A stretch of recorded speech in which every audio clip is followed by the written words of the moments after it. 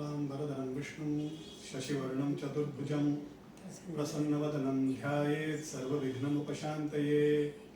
दक्षिणामूर्तिसमारम्भां शङ्कराचार्यमध्यमाम् अस्मदाचार्यपर्यन्तां वन्दे गुरुपरम्पराम्।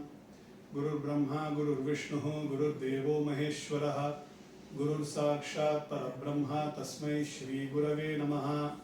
अज्ञानतिमिरान्धस्य ज्ञानाञ्जनशलाकया चक्षुरुन्मीलितं येन तस्मै श्रीगुरवे नमः। अखण्डमण्डलाकारं व्याप्तं येन चराचरं तत्पदं दर्शितं येन तस्मै श्रीगुरवे नमः।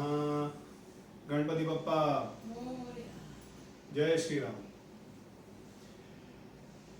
So last week we started our session on Ramayana. In contrast to the morning session, this session is going to be in English, and I'm so glad most of you all have joined both the sessions. And it's very humbling for me that you all joined the session and spend a good part of the Sunday with us. So last week we had covered some background about Sanatana Dharma. We had covered a little bit on the timelines that our Sanatana Dharma uses. You know, the Yuga, a Kalpa, the 1000 Mahayugas. There was some mathematics around that we had used. We had spoken about the space, how 7 underworlds and the 7 upper worlds are created, and how an egg of Brahma, which is called as Brahmandam, that gets created. And we had spoken how Brahma actually manages many such Brahmandam. That's why it's called as Ananta Brahmanda. So we had covered a part of that, and then we had also begun with why these avatars are done. We had covered different types of avatar. We had covered the Apurna avatar, the Nimitta avatar. We had covered the Purna avatar. So there is also apparently one avatar called an Archaka avatar, which is basically where God resides as an idol in a temple. So the idol that we go and visit in the temple is also called as an avatar, which is called as an Archaka avatar. Archaka means an avatar on which you can do puja, you can do archana, right? So that is called as an Archaka avatar, and hence visiting temples is important. You know, generally I generally get bombarded with a lot of friends asking as to why visiting temple is important.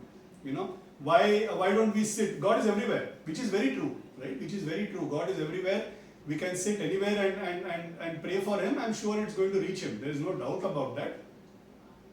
But our temples are made in a particular manner. They are created with what is called as an Agama Shastra. So there's a lot of power that is invoked and made to reside in a temple, and that gives a lot of power. So there's a lot of mantra shakti, which means the power coming out of mantras, which is embedded, which is brought into an idol, and that idol then becomes a form of avatar for God, and hence Archaka avatar, visiting an Archaka avatar or visiting a temple and taking darshan of God or visiting God is as important as thinking about Him or praying for Him. So we spoke of all this, and then we also began with the very basic, the beginning of Ramayana. We spoke of Dasharatha, we spoke of how he can ride chariots in 10 different directions. Okay, Dasharatha also was known for his capability called as Shabda Bhedi. Okay, what does Shabda Bhedi means? He was an excellent archer. Okay, so he knew how to wield bow and arrow, and is considered to be one of the best. So when you call, what do you mean by Shabda Bhedi? Which means you tie his eyes, and at a distance if you make a noise, okay, you have a bell, suppose you ring a bell, he can wield a bow and an arrow, he can actually send an arrow in that direction, exactly in that direction, and pierce the object, pierce the target. Okay, so he doesn't even need to see the target. He can just hear. Shabda means sound. Bhedi means to pierce a target. So Dasharatha was one of those. Mahabharata, of course, had Karna, Arjuna also, who could manage Shabda Bhedi. But Dasharatha was the initial one who knew how to do Shabda Bhedi. And that quality will come later on. It will be a part of the story. Okay. So we had covered about Rama, Lakshmana, Bharata and Shatrugna were born. I missed on a small part, and I think it is wrong on my part. I should have covered it at that point of time. So I should have covered as to who wrote this entire epic, you know. So it is sage Valmiki, we call them as Adi Kavi or Maharishi Valmiki. He is the person who wrote this entire epic. Now this epic is why we call an epic. Anything at which a huge proportion is called an epic. I'll just give you an instance of how huge it is. It is 24,000 verses. Okay, each verse is 2 lines. So each 2 lines is called as a shloka. It is 24,000 shlokas make Ramayana. Okay. Now I'll just cover as the story of Valmiki, and it is important because we need to know what is the background of Valmiki. Valmiki, before he was known as Valmiki, was called as Ratnakar. He was actually a hunter and a highway robber. Okay, I mean he was a thief. Okay, so he had his house in a jungle, and those days, if you have to cross villages, if you have to cross towns, you had to cross a forest. So he had a house there, and he had a small family. He had wife and 2 children. So what he did is he used to hunt animals. And on days when there used to be some people who are traveling, some tourists, he will rob them. He will show an axe or he will show a sickle and then rob them of their valuables. That is how he was making his living. So once what happens is Sage Narada. Sage Narada is the Manasaputra of Brahma.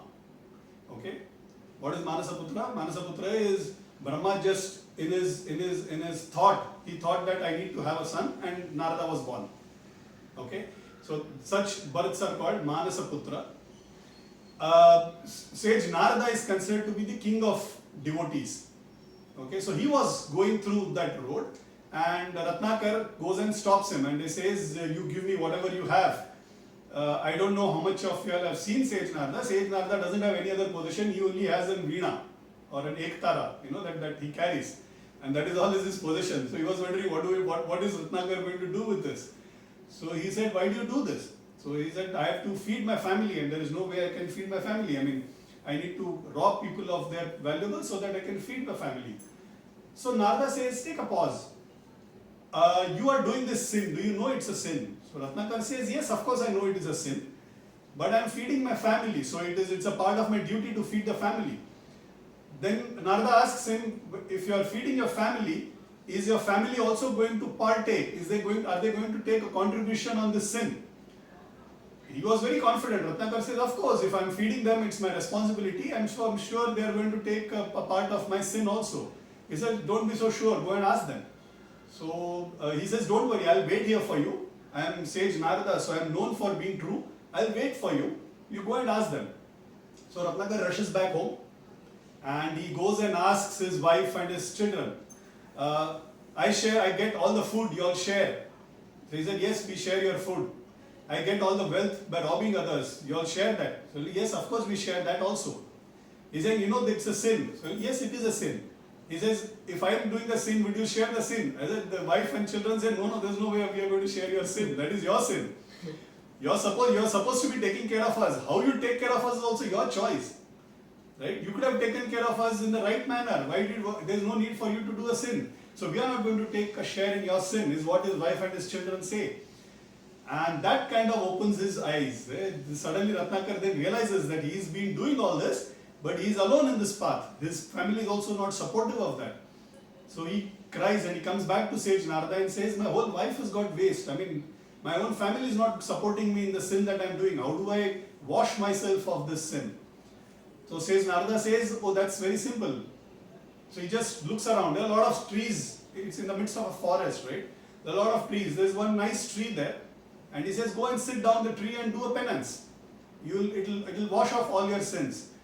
But to do a penance, you need to have some name of the god that you would chant continuously." So he says, "What do I chant on?" So he says, "What do you call a tree?" A tree is called as a mara. Okay? In Sanskrit, in Tamil also, it is called as mara. Okay? So he says, "What are you sitting under?" He says, "I'm sitting under a mara." So he said, "Chant that itself." So if you chant, you can try this after the session. If you chant Mara, Mara, Mara, Mara, Mara, Maram, it turns out to be Ram. Right? So you chant Mara, Mara, Mara, Mara, Mara, Mara, Mara, Mara, Mara. So he goes on chanting, and he goes on chanting for years together. He chants that Mara name so much that there is an ant hill that gets formed. I don't know how many of y'all have get a chance to go to a forest or see an ant hill. It is made up of very fine sand, and it generally goes up to maybe 5 feet or 6 feet in height. So there's a whole ant hill that gets formed on him. He's sitting under the tree. You have to imagine that. And there is a whole ant hill that gets formed on him. An ant hill in Sanskrit is called as Valmika. Okay, it's called as Valmika. So Narada, after a lot many years, he again comes down the same road, and then he remembers, oh, I had asked the Ratnakar to sit here and do a penance. Oh, where is he? Then he hears the word Maram, Maram, Maram, Maram. Then he knows, okay, he's doing a penance in this anthill. And then he touches the anthill, and the anthill vanishes. Because now he's come out of an anthill, which means he's now come out of a place called Valmika, he assumes a new name called Valmiki. Okay, so Valmiki is a name that he gets after coming out of the anthill. The anthill is called Valmika. So now he's a realized soul. He's a saint now, and Valmiki now asks Narada as to what is the purpose of my life. What do I do now? So he's saying you can keep doing penance. That's the best thing to do. You can keep doing penance. Valmiki then strikes upon an idea. He says, I did this penance, and the name of Rama was very beautiful. Is there anyone in our life today, okay, who has all the 16 qualities of God and is alive? Is there such a person alive? So Narada says, wow, what a question. And he says, yes, there is one person. So Valmiki says, don't tell me what was there in the past. Some avatar of God had happened in the past. I don't want to know anything in the past. I want to know if somebody lives today with all the 16 qualities. So Narada says, yes, there is one person who's living with all those 16 qualities, who's just taken birth. And Valmiki says, who's that?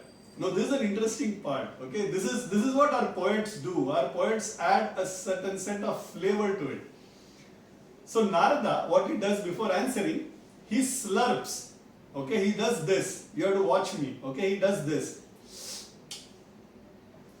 When do we do that? We do that when our mother is making some tasty food, right? Some good, nice, tasty food. When we talk of ice cream or when we talk of cheesecake, our mouths salivate, right? And then we do this slurping.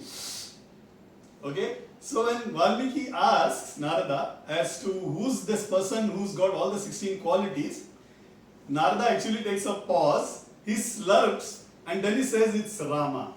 Okay? So people who do pravachan, people who do vyakhyan, they say, why did Narada do that? Because it is said that the name of Rama is so sweet, it is so tasty, that Narada could not help but salivate.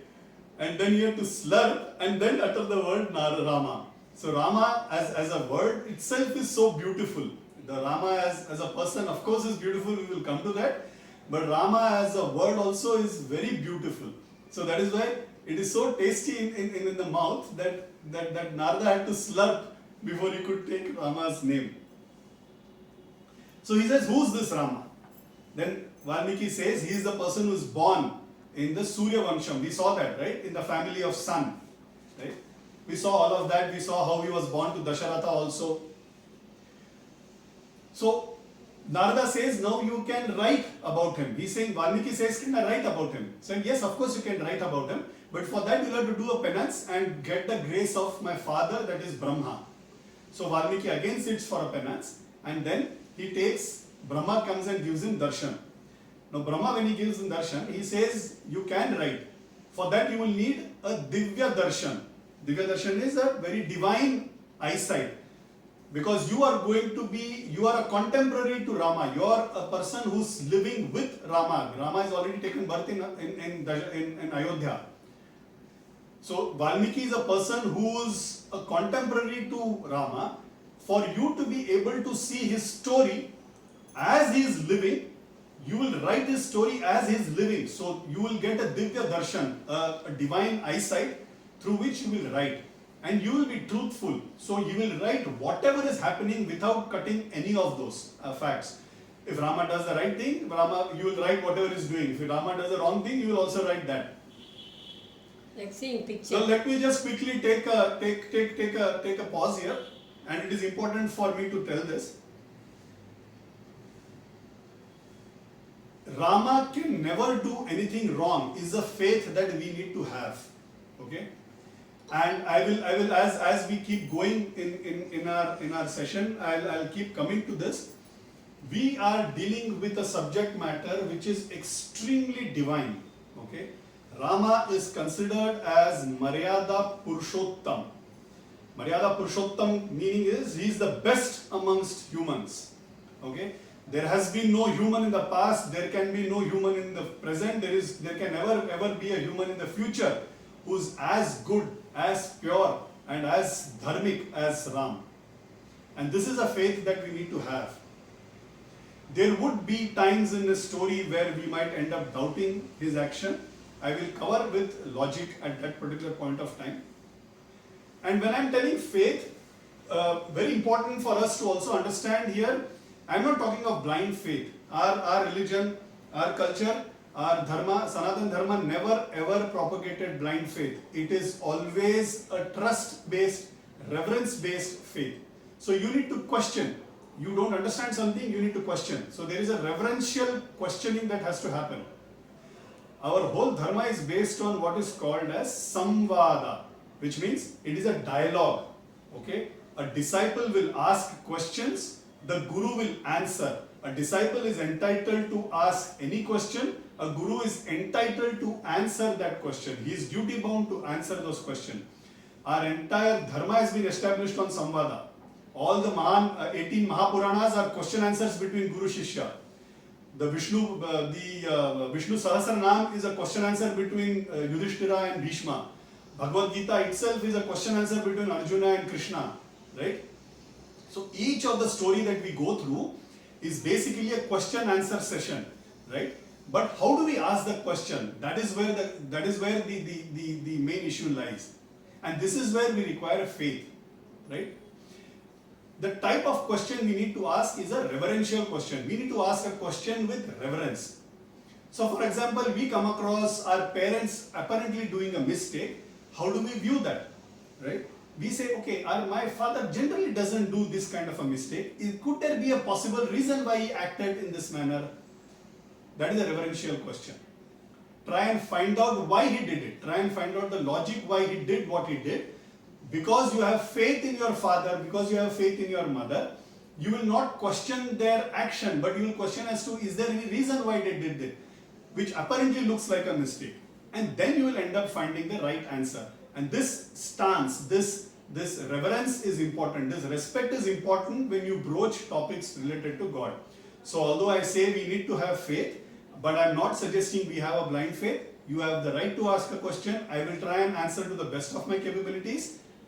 But the underlying quality, the underlying belief system is that we need to have faith. The fact that our ancestors, Rama, Lakshmana, could not do anything wrong. When you approach a question, when you approach an issue with that, you will end up answering or you will end up getting the right answer. Coming back to Valmiki. So Valmiki then decides to write. Okay. What is written, okay, is in a form of a shloka. Now our culture is so complex, our culture is so vast, our culture is so deep. We have complications in everything, right? A shloka is a form of a chandas. Chandas is basically a prosody, a structure of a poem, okay? A structure of a poem. So when you see a poem, you either find it in couplets, right? A first row and second row, and then again a first row and a second row. So you will have rows of verses in the manner in which the entire poem falls in place. It is called as a meter. Okay, why do you need to be in a meter?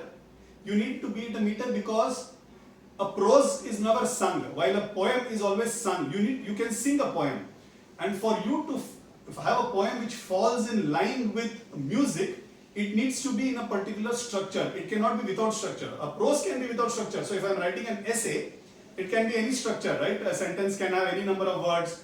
A paragraph can have any number of sentences, right? A pages can have any number of sentences. That's not a problem. But when you are writing a poem, it needs to be in a proper structure so that if you have to sing, you will be able to sing. You have to speak, you will be able to speak. and there has to be an orderliness in which it needs to get done. Now look at the greatness of our people. They wrote stories. All our stories are in the form of a poem. Nowadays we watch a lot of films, right? And all the scripts are prose. They are never written poem. They are all prose. All our ancestors wrote all the epics, all stories, all the Mahapuranas, everything, including the Vedas, are all in a particular chandas, which means they have a structure. Now, does it end there? No, it doesn't end there. We have in our culture known as of today, we know 600 different types of chandas, prosodies, 600 different types of structure in which a poem can be embedded. Now, I'll give you a very classic example of how this structure works. Specifically when it comes to shloka, shloka has rules. Every chandas will have its own rule.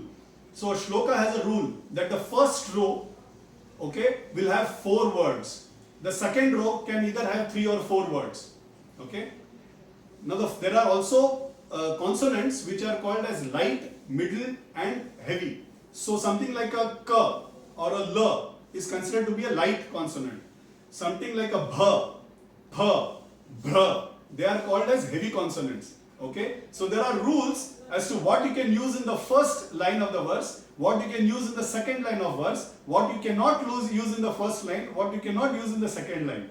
So there are such complex rules, and there are such rules, multiple rules. I am just giving you a couple of rules. Each verse will have to fall in line with these rules, and thus 24,000 verses. So you can just imagine the amount of effort, the amount of poetic skill our sages had in bringing this epic to us, right? So it's very important for us to know, because that's the humongous amount of effort these sages have taken to ensure that these epics get presented to us. And Valmiki is called as the Adi Kavi, the first poet who wrote shloka, okay? And hence is called as Adi Kavi. Excellent poetic skills, which is very evident in the manner in which Ramayana has been written. So what did he do? He wrote 24,000 shlokas, right? Now, just a quick comparison. If Ramayana has 24,000 shlokas, Mahabharata is 125,000 shlokas. Okay? So it's 1,25,000 shlokas. So you can just imagine how far more complex Mahabharata is. What Valmiki did, he did a good thing, which all of us do, right? When we open a book, what we have, or when we open a novel, we have chapters, right? And that is how each chapter has a particular story which gets narrated, which is very close to that particular chapter. So he also created chapters, and those chapters in Ramayana are called Kand. Okay? So a Kand is basically a chapter in Rama's life, and thus he created 6 Kand. People talk of 7 Kand. I will anyway name them. The first is Bala Kand, then comes the Ayodhya Kand, then comes the Aranya Kand, Kishkinda Kand, Sundara Kand and Yuddha Kand. And then you have something called as an Uttara Kand, which a lot of people do claim not written by Valmiki. Then people say no, it was written by Valmiki. So there are a lot of confusion. We will not get into that. It is too complex for us to really handle as of now. So we will predominantly concentrate on the 6th Kand. Bala Kand is all about his childhood. Ayodhya Kand is after his marriage. Aranya Kand is when he goes to the forest. So all of us are aware of the basic story of Ramayana. Kishkinda Kand is when he meets Hanuman. Sundara Kand is when Hanuman tries to meet Sita. Yuddha Kand is basically war. Okay? So you have the 6th Kand. He basically put this story into 6 different chapters and presented it to us. Now we'll come to the main Ramayana. I just wanted to give this background to you all. I'm sorry I've already eaten up half an hour of you. We've already seen Rama, Bharata, Lakshmana and Shatrughna have taken birth. We saw the Putra Kameshti Yagam that we saw. I will just leave a thought in your mind. The kheer, the sweet that they had, okay, has also got an angle to Hanuman's birth. We will come to Hanuman's birth in Kishkinda Kand. We will probably have a half an hour discussion on Hanuman and his avatar, because Hanuman is the most important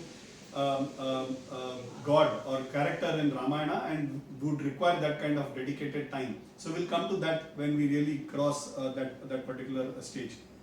But do remember that there is a small portion which is connected to this particular suite that Sumitra, Kaushalya and Kaikeyi have. They do the Putra Kamishti Yagna. Putra Kamishti is a yagna done for progeny. So you try and get a son through that particular yagna. Now, the children are born. Once they are born, when they reach about 4 to 5 years, what they do? Children are sent to school, right?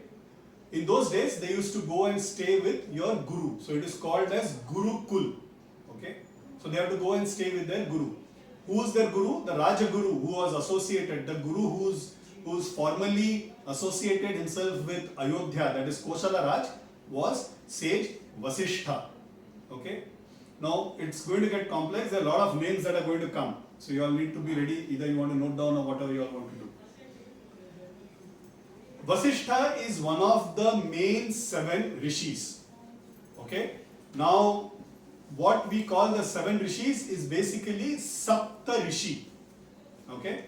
Sapta Rishi means 7 rishis. Now, why are these 7 important? Because they are 7 Brahma rishis. Rishis has got classification. Okay? Each of it is going to have classification as we go along. The different 3 classifications of Rishi, one is Raja Rishi. That's the first stage. When you start penance, you become a Raja Rishi. Then you become a Maharishi. And then you become Brahma Rishi. So these are the categorization of Rishis. There are only 7 Brahma Rishis who are the epitome. The highest form of Rishis are Brahma Rishis. They are only 7 of them. And the names are Atri, Vasishtha, Agastya, Vishwamitra, Gautama, Jamadagni and Bharadwaja. These are the 7 Brahma Rishis who've been there in our culture. Vasishtha is one of the most important Brahma Rishis, and he is also the Raja Guru, okay, the formal guru for Ayodhya, Kosala Rajya. So they go to his Gurukul, they learn all different kinds of education, they learn politics, they learn economics, they learn science, they learn arts, they learn warfare, right? So all of this is something that a king has to learn, right? They learn arts like music, they learn sculpting, they learn painting, they learn dance. So they learn all of this under the tutelage of sage Vasishtha. Now sage Vasishtha has trained them to his best capabilities. He's also taught them some of the Divya Astra. What are Divya Astra? Divya Astra means special divine weapons, right? So divine weapons are to be used in warfare. So that is the weaponry. Okay, so that's the knowledge that Vasishtha has taught Rama and Lakshmana, Bharata and Shatrughna, all 4. Now, as I said last time, Valmiki starts with particular saying that these 4 have been born. He briefly covers on their education and then straight away goes to 12 years. Okay. So not much is really in Ramayana explained about what happened in 12 years. There is no much of a Bala Leela which Rama did, unlike Krishna, which is full of interesting, very beautiful stories of his Leela. Rama doesn't have too many Leelas that is there. Rama Leela generally starts only after his from now on, from the age of 12. Okay. So he's 12 years old. Now Dasharatha is now thinking and is now wanting to get Rama married. Now don't get shocked. I have already told you all there is something called as a Kala Desh Niyam, which is time and space rule. Those days, that particular time, that particular place, getting married at 12 was an okay thing. It was an accepted norm. So Dasharatha now starts worrying about Rama's marriage, saying he's almost 12 years now and needs to get married. So even as he's thinking about it, and they are in the darbar in the sense they are like sitting on his throne, and all the ministers are in the main hall, they are sitting and discussing. That is the time sage Vishwamitra walks in. Now Vishwamitra is one of the 7 Brahma Rishis. Okay, you need to also understand who Vishwamitra is. Okay, Vishwamitra is a great Brahma Rishi, but he has had a controversial past. Okay, so I'll try and cover Vishwamitra's story briefly for you all to understand his background. Okay, So Vishwamitra was actually prior a king, and he was an extremely powerful king. Okay. Once what he does is, when he is going on his hunting mission, he goes and visits Vasishtha Muni, Vasishtha Rishi. He goes and visits Vasishtha and meets him and pays his homage to him. Vasishtha had a cow, okay, a cow called Subala, which is a Kamadhenu cow, which means it is a cow which will give anything that you ask for. It's a magical cow. Okay.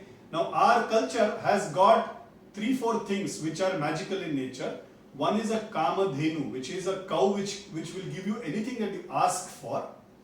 There is something called as a Kalpa Vriksha. Anything that, again, a tree which will give you anything that you ask for. And then there is something called as a Chintamani. It is a precious stone. If that stone, the owner of the stone will never have any worries in his life, never have any obstacle, never will have any problems. So that is with Indra. Okay. Now one of the Kamadhenu cows is with Vasishtha. He is taking care of that particular cow. So when Vishwamitra goes with his entire army, Vasishtha welcomes him, and as was the rule, the way you are supposed to welcome your guest, he welcomes the guests, he also feeds them. You have to understand, he is a rishi who is living in a hermit. He's a hermit, right? He's living in a hermitage, he's a small hut. But he is able to feed 1,000 army men and their horses. So how does he do that? He does with the help of that Subala, that cow. He goes and prays to the cow. He says, I have got 1,000 guests, why don't you feed them? And instantly, you have all plates laid with all tasty food in their presence, and people eat that. Now Vishwamitra becomes very greedy. Vishwamitra says, oh, this is a very interesting cow, I didn't know it exists. And I am the king of this land, and anything good should always be with the king. Okay, that's the rule even today. Okay, so something like a sandalwood tree, you can't own. Even if it is growing in your garden, you can't cut because it is owned by the nation. Suppose the house where you stay, if you find an oil reserve below that, that oil reserve belongs to the government. They'll break your house and take the oil reserve. You don't say it's my land and I get it. Okay, so these are concepts that existed then also. So he's saying it's a cow, it's a magical cow, and I want to own it. So Vasishtha says, I myself don't own it. I am holding it as a beneficiary on behalf of somebody else. It is Indra's cow. He is just given to me as a caretaker. So I am only holding it as a caretaker. I cannot give you the cow. But Vishwamitra is full of greed. He wants the cow anyhow. Okay. So he goes home and he is not able to take his mind out of the cow at all. So he says, no, I want that cow. Anyhow, I want that cow. So he again comes back and he again pleads. I said, no, anyhow I want the cow, you have to give it to me. Vasishtha completely rejects. He said, there's no point in you asking me, I'm not going to give this cow. Vishwamitra wages a war. He suddenly gets into a battle mode and he now starts fighting Vasishtha. What Vasishtha does? Vasishtha takes a step back and he prays Subala, the cow, to generate an army to fight Vishwamitra's army. So suddenly there is a whole army which is double the size of Vishwamitra's army that gets generated from the stomach of this cow, and it fights and defeats Vishwamitra. So Vishwamitra is completely crestfallen, he is completely insulted, humiliated. Now what has happened? It basically a sage has defeated a Kshatriya, and so powerful as Vishwamitra, he was a very powerful king. That king, and he was also very egoistic about his power, his prowess, military power. So he is completely crestfallen. What he does is he says, this is not the way I can defeat Vasishtha. I have to go and do penance. So he goes and does a penance with Lord Shiva. Okay. So he does a penance for quite a number of years. And Lord Shiva, being a Bholenath, being an innocent god, he comes and gives darshan. And he says, what do you want, Vishwamitra? Vishwamitra says, I want all the powers of all Divyastras, which is divine weapons. So give me knowledge of all the divine weapons. I need to know them because I have to defeat Vasishtha with that. So Shiva says, I will give you everything, but you cannot defeat Vasishtha anyways. So he says, you don't bother, you just give me these divine weapons, I will manage the way it has to be. So Vishwamitra comes, he takes all these divine weapons and again wages a war with Vasishtha. Now this time Vasishtha, what he does is, he doesn't even ask Subala, the cow, to get any army. He just sits. Now I don't know if you have ever seen a sage or a picture of a sage. they generally have a stack, a wooden stand with a U on the top. Okay, there's a stand like this, and there's a U on which you rest your arm like this. If you can see my hand, right? You rest your hand like this. That is called as Brahma Danda. Okay, that is something that every sage will have. I don't know. You might want to Google any sage picture. Go to pictures. You will find there's a stack, and then there's a U kind of a thing on it, so you can rest your arm like this. So it's called as a Brahma Danda. So he keeps the Brahma Danda in his front, and he just gets into a penance mode. Vishwamitra is sending arrows after arrows. He's sending all the Divyastras. He finally even sends Brahmastra, which is the best of the Divyastras, which is the divine weapons. And still all of it gets absorbed into that Brahmadanda. Nothing at all affects Vasishtha at all. Vishwamitra is again crestfallen, but this time he is humbled. So he says, Dik balam kshatriya balam, Brahma tejo balam balam, which means, what is the use of the kshatriya strength? He's a kshatriya, right? What is the use of this kshatriya strength? The greatest strength is the Brahma strength, the sage's strength. And he falls at his feet. And he says, I've been completely humbled, my ego is gone, what do I do? So he says, go and do penance, that is the best thing to do. Go and ask for forgiveness. Vishwamitra then says, can I become as good a sage as you? I also want to become a Brahma Rishi. They said, you do penance, if Brahma agrees, you do, he will give you Brahma Rishi title. I have nothing to stop you. So you go and do your penance. Vishwamitra goes and does penance for thousands of years. Brahma comes and blesses him. When he blesses, I have told you, right, the order of rishis. What is the first order? First is Raja Rishi, then is Maharishi, then is Brahma Rishi. So when Brahma comes and gives him the boon, he says, you have now become Raja Rishi. Vishwamitra is again upset. He says, you have done thousands of years of penance and I have just earned the title, which is the first step. He again does penance. Again does thousands of years of penance, and then Brahma again comes. And then he says, now you have become Maharishi. He's again upset. He again does penance. And this time Brahma comes and says, and this is not in Valmiki Ramayana, this is there in Kamba Ramayana. Okay? So I might refer to different versions of Ramayana, which is something that I told even last time. There are certain valid versions of Ramayana. There is something called as an Adbhuta Ramayana and all, which is, I don't know, I will never refer. Okay? So there are some Ramayana which have been accepted as authentic Ramayana. I will try and refer to these. Predominantly, I might end up doing from Kamba Ramayana and Valmiki, some amount from Tulsidas Ramayana also. So in Kamba Ramayana, he says, Brahma doesn't come and tell you have become Brahma Rishi. Oh, okay, sorry. Brahma comes and says you have become Brahma Rishi, but Vishwamitra doesn't accept. Vishwamitra says, I want to hear this from Vasishtha's mouth. I want Vasishtha to tell me that I have become Brahma Rishi. So once Brahma tells you become Brahma Rishi, he rushes to Vasishtha. Vasishtha goes and says, no, Brahma has made me Brahma Rishi. So Vasishtha says, very good for you. So very good. So you become same as me now. So he said, no, you have to tell me whether I have become Brahma Rishi. So he says, if you become one, you are one. Which means, if you feel that you are really eligible and you behave like a Brahma Rishi from now onwards, then you will become a Brahma Rishi.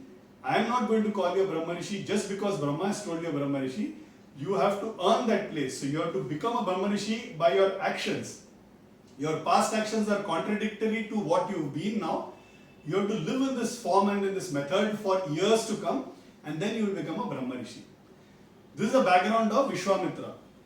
Now, Vishwamitra as a sage also has got a lot of anger. He keeps having these bouts of anger. Okay? And hence people are generally afraid of him. Why? Because the moment you anger him, you enrage him, he might end up cursing you. Okay? He might end up giving you a sharp. So that is the reason people are generally afraid. This Vishwamitra with this background, the reason I gave you this background is because it is this Vishwamitra who walks into the Darbar, the main hall of the kingdom, where Dasharatha is also sitting in with all his ministers. Vishwamitra comes, like a king as he is supposed to welcome a sage, he gets up from his throne, he does a proper namaskar. Okay, I'll just quickly cover as to what a namaskar is. Okay, a namaskar is basically to prostrate, okay, to go and fall at the feet of somebody who's elder. Now, we have different kinds of namaskar. Okay, So there is something called as a Panchanga Namaskar, which means when you do a Namaskar, I don't know if you have to 5 parts of your body. I cannot show you here. I could have shown if you all are a live audience. So 5 parts of your body will touch the ground. Okay, Pancha Anga means 5 parts of the body touches the ground. So crouched manner, if you remember how a Namaskar is done, a crouched manner, that is Panchanga Namaskar. Then there is something called as a Sashtanga Namaskar, where 6 parts of the body touch the ground. And then there is something called as an Ashtanga Namaskar, where 8 parts of our body touch the ground. Okay, so there are different types in which even a Namaskar can be done. And then there is a Namaskar where you don't fall down, but you still greet each other. Like you do this, right? You can see my hand? Yeah? So this is called as a Namaskar. What does this denote? What does this Namaskar denote? It denotes my soul and your soul are one. Okay? So it is the Advaitic principle of oneness which we do, which has been imbibed into our culture on a daily basis. So this to remind that my soul and your soul are one. Okay? And then with this thumb, okay, you are supposed to be touching your middle of your chest. Okay? When you do that, in our culture, the seat of God, the seat of mind, the seat of God, God is supposed to be sitting in our mind, and that is the middle of the rib carriage. Okay, that is where God resides. So when you do this and you touch the place here, so what you have basically done is you also invoke the God. You are meeting the person in your presence, and you also invoke God. So you've also thought about him. Okay, that is how you do a Namaskar. When you are doing a Namaskar to a person in front of you and you don't fall at his feet, you do a Namaskar like this. Here also there are 3 types. Okay, a lot of classifications in our culture. Okay, so when you meet somebody of your stature, your age, okay, so instead of saying a hi, hello or shake hand, what you do is you do a Namaskar in front of your chest. Okay, this is the way you do a Namaskar. When you meet somebody who's elder to you either by age or elder to you by knowledge, by wisdom. So somebody might be younger to you, but you feel he's a person who's eligible to be calling as a person who's better than you in intelligence and wisdom. You do a Namaskar with your face folded in front of your face. Okay? So this is what you do. This, when you do, you are greeting a person who's equal to you.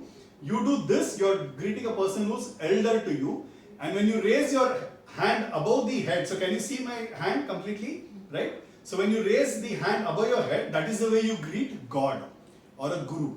Okay? So when you see Guru or God at a distance, before you do a Namaskar, before you prostrate in his presence, you raise your hand like this and then fall at his feet, which means all 8 parts of your body then become on the ground. So that is called as an Ashtanga Namaskar.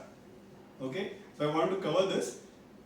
Why I covered this is because Vishwamitra comes and does that Namaskar to Vasishtha. Okay? So these are the different forms of Namaskars that we have. So nothing in our culture is simple. Nothing in our culture is just one type, right? There are a lot of complications that will keep coming in each of the type. As we go along, we'll try and cover other complications also. So Dasharatha does that Namaskar, to Vishwamitra. The moment he sees Vishwamitra, like any other person, he is also no worried. What is it that Vishwamitra has come for? So they don't know. Vishwamitra comes and takes his seat. He's been offered a seat. He takes his seat and he says, "Give me Rama and Lakshmana." This is what he says. So Dasharatha is all psyched. He said, "What is this? I mean, you come and you meet me, that's okay. But why are you asking my sons?" He said, "I have got a problem with a couple of demons.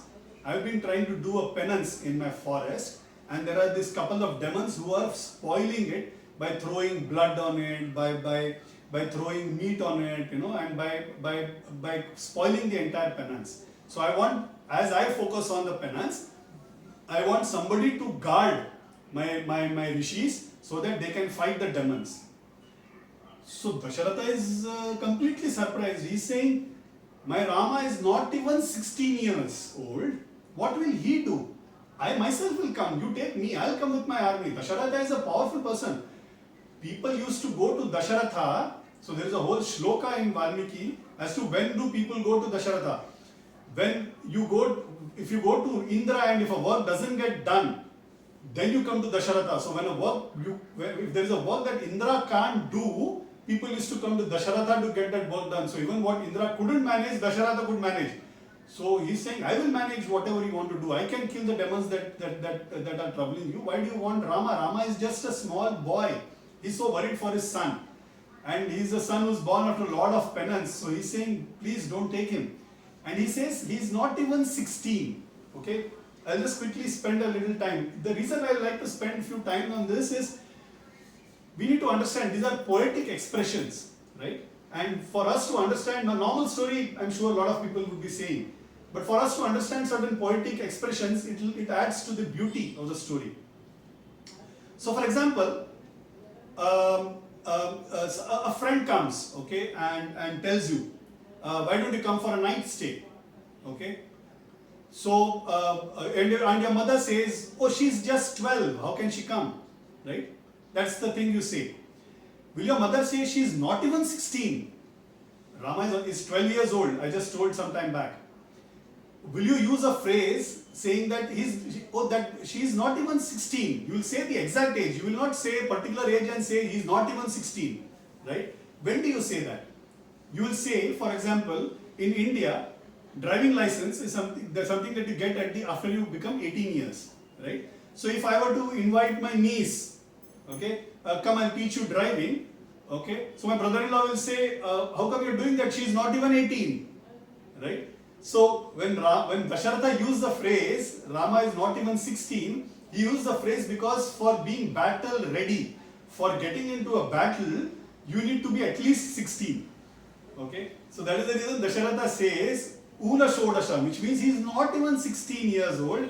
Why would you need him for a battle? He is not even battle ready. I will come with him. I will come with you with my full might of my army. But Vishwamitra is adamant. He says, I don't need anybody, I don't need any army, I only need Rama and Lakshmana to come with me. So, Dasharatha is trying to convince Vishwamitra, but Vishwamitra is completely adamant. So, Dasharatha turns his face and he says, okay, go do whatever you want. Okay? And these are expressions not from me, okay? These are expressions which are there in Valmiki Ramayana, okay? He turns his face and he says, okay, do whatever you want. Vasishtha stops him. He says, don't encourage Vishwamitra. Vishwamitra is a very dangerous sage to get into wrong books. Right? If he curses, then we will have a worry. And there is a reason why Vishwamitra has come. Now the reason is known by Vasishtha, Dasharatha doesn't know. So what is the reason? So Vishwamitra and Vasishtha, we know the past. Right? The past is not something that is great. Vishwamitra was always a little jealous about Vasishtha. So when Vishwamitra came to know that Vishnu is going to take birth in Ikshvaku Kula, which is Raghuvansham, that is, he will be born to Ayodhya's king, that is Dasharatha, he was jealous of Vasishtha because Vasishtha was the Rajaguru. So Vasishtha will get to teach them give them the entire education. Vishwamitra goes and prays to Vishnu, then what is going to be my role? If Vasishtha is getting something, I also need to play some role. So you please give me some role also. Vasishtha knows, so Vishnu promises, okay, don't worry, there will come a time in the Leela, in the entire play, where you will have to teach the Rama and Lakshmana something. So at that particular point of time, you can come, take them and teach them. So I told you the Gurukul was with Vasishtha. All basic education was already taken up by him. Now, because Vasishtha and Vishwamitra being sages, they know what is lying ahead for Rama's life. Rama required certain additional skill sets. Lakshmana required certain additional skill sets. Why? Because there is going to be trouble that is going to come. Kaikeyi is going to ask for kingdom, they have to go to forest, they have to live in forest for 14 years, they have to fight a most powerful demon at that point of time called Ravana. So you need to know a lot of knowledge of Divyastra, which is the divine weapons. You need to have a lot of strength and stamina. You need to know how to live in a forest, which tree to touch, which tree not to touch, which are the poisonous trees, which are the trees which will give you good fruit, which are the trees which will give you fruit which has vitamins, which has got proteins. So a lot of this knowledge was not taught by Vasishtha. Okay? All this was to be taught by Vishwamitra.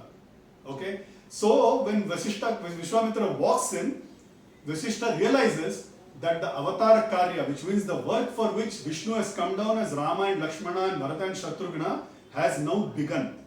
Right? Now he says, okay, now the work has begun. So holds Dasharatha's hand and he says, don't. Whatever Vishwamitra is asking, do that. There could only be something good that could happen. Probably there is some purpose, but he couldn't disclose the purpose because you can't disclose the plot, you can't disclose the secret, right? The suspense has to be maintained till the end, right? So he doesn't disclose that to Dasharatha. Dasharatha then, because Vasishtha insists, Dasharatha reluctantly tells, okay, you take Rama and Lakshmana. Okay? Now here again it is an important thing, which is something that I covered in the earlier portion also, which is, it is always Rama and Lakshmana. Technically it is Rama, Bharata, Lakshmana and Shatrughna, right? But the alignment of brothers is where Lakshmana gets aligned to Rama and Shatrughna gets aligned to Bharata. So there, although all four brothers were very close to each other and they had extreme love and devotion for each other, but the alignment in terms of love was Lakshmana aligned to Rama and Shatrughna aligned to Bharata. So wherever Rama goes, Lakshmana will follow. Okay, and that is how the entire life of Lakshmana is. Lakshmana never ever questioned his brother's action. Whatever Rama wanted, even before he utters it in his words, Lakshmana would ensure that it gets done. As we go ahead, we'll anyway talk a little bit on Lakshmana also and the kind of brother that he was. We'll also talk of Bharata and the kind of brother that he was. Right? Each of brothers were beautiful and there are verses written upon them. We'll anyway cover all of that also. So Vishwamitra now comes and takes Rama and Lakshmana along with him to the forest. Right? What we'll do is, from here onwards, the battle-ready Rama and Lakshmana, that story begins. So we will take a break here, because here onwards Vishwamitra and his training starts, then how the marriage happens and how they come back and all of that will start. So this is a comfortable, convenient position in a story where we can take a break. We have exactly 5 minutes to do our Hanuman Chalisa, right? In the upcoming weeks, we will cover what Vishwamitra does with Rama and Lakshmana, how they kill all the demons, how they meet Sita, how they get married, okay? And they get married without the presence of their parents first, okay? And then how the parents also come in, and then they reach Ayodhya, and then how Kaikeyi plays truant, and then how Rama, Lakshmana, Sita go to forest. So all of this is something we will go on as we go on with Ramayana as a story. Is that okay? Yeah, all of you are mute. Okay. Okay, great. Okay. So we will go on with you all have any questions? Anybody has any questions? We have a couple of minutes, so we can take some questions as well.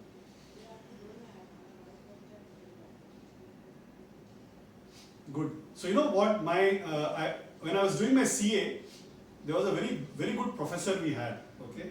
And that professor used to always end saying, do you all have any questions? And of course, like any other studious students, we used to always say no questions. So he used to always say, there are only two possibilities. When there are no questions, either you understood everything that I told, or everything has gone above you all. Okay, so there is no doubt at all. Okay? Although I would like to believe it's a former that you all have understood everything that I have told, and I hope you all have understood, and I have been so elucidate that you all have understood it. But of course, you have any questions, feel free to ask, not now, even in the further sessions, there is no problem at all. Yeah? Great. Great. Yeah. Right, Kunal. Thanks a lot. Great, so now we'll finish the session. Yeah, Purva. Tell me.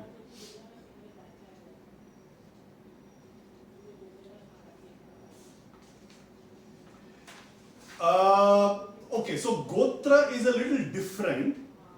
Gotra has bunches of rishis. Okay, it's generally bunches of 2 rishis, 3 rishis, or 5 rishis.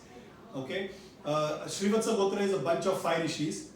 Okay, Bharadwaja Gotra, if I'm not wrong, is a bunch of 3 rishis who are the father of that clan, and then the clan drops down. Okay, so there are different rishis. So it's not necessarily only these Sapta rishis. There are different rishis also from whom different clans have begun. So Gotra has also further meaning on how the brethren, the family becomes a part of the same. I mean, even if they are distant, they might not know each other, but they come from a same lineage. Okay, so hence, if you all would know that they are not supposed to marry, Swagotra marriages are not allowed, or if at all there is Swagotra, of course in our culture everything has a workaround. So if there is a Swagotra alliance that comes in, what people do is they give a datta, which means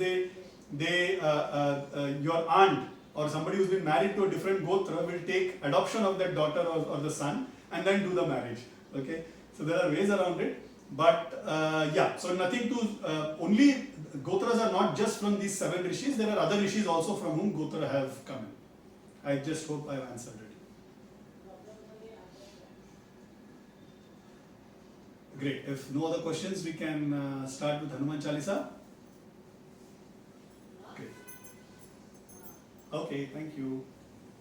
Shri Guru Charana Saroj Raja Nij Mana Mukura Sudhari Raghuvar Bimala Jasu Jodaya Kupalachari Buddhihina Tanu Janike Sumiro Pavan Kumar Bala Buddhi Vidya Dehu Mohe Harau Klesha Vikar Jai Hanuman Jnana Guna Sagar Jai Kapi Suti Hulok Ujagar अतुलित बलधामा अंजनी पुत्र पवन सुत नामा महावीर विक्रम बजरंगी कुमति निवार सुमति के संगी कंचन वरन विराज सुबेसा कानन कुंडल कुंचित केसा हाथ वज्र और ध्वजा विराजे कांधे मूंज जनेऊ साजे शंकर सुवन केसरी नंदन तेज प्रताप महाजगबंदन विद्यावान गुणी अति चातुर राम काज करिबे को वातुर प्रभु चरित्र सुनिबे को रसिया राम लखन सीता मन बसिया सूक्ष्म रूप धरि सियहि दिखावा भीम रूप धरि असुर संहारे रामचंद्र के काज संवारे लाए सजीवन लखन जियाए श्री रघुवीर हर्षि उर लाए रघुपति किन्ही बहुत बढ़ाई तुम मम प्रिय भरत ही सम भाई सहस बदन तुम रोजस गावे अस कहि श्रीपति कंठ लगावे सनकादिक ब्रह्मादि मुनीसा नारद सारद सहित अहिसा जम कुबेर दिक्पाल जहांते कवि कोविद कहि सके कहाते तुम उपकार सुग्रीव ही कीन्हा राम मिलाए राजपद दीना मंत्र विभीषण माना लंकेश्वर भय सब जग जाना प्रयोजन पर भानु लील्योता ही मधुर फल जानू प्रभु मुद्रिका मेलि मुख माही जलधि लांघ गए अचरज नाही दुर्गम काज जगत के जेते सुगम अनुग्रह तुम्हारे तेते राम दुआरे तुम रखवारे न आज्ञा बिनु पैसारे सब सुख लहे तुम्हारी सरना तुम रक्षक काहू को डरना तेज समारो आपै तीनों लोक हांकते कापै भूत पिशाच निकट नहीं आवे महावीर जब नाम सुनावे नासे रोग हरे सब पीड़ा जपत निरंतर हनुमत बीरा संकट ते हनुमान छुड़ावे मन क्रम वचन ध्यान जो लावे सब पर राम तपस्वी राजा तिनके काज सकल तुम साजा और मनोरथ जो कोई लावे सो ही अमित जीवन फल पावे जुग परताप तुम्हारा है प्रसिद्ध जगत उजियारा साधु संत के तुम रखवारे असुर निकंदन राम दुलारे अष्ट सिद्धि नव निधि के दाता असवर दीन जानकी माता राम रसायन तुम्हारे पासा सदा रहो रघुपति के दासा तुम्हारे भजन राम को पावे जन्म जन्म के दुख बिसरावे अंत काल रघुबर पुर जाई जहाँ जन्म हरि भक्त कहाई और देवता चित्तन धरहि हनुमत से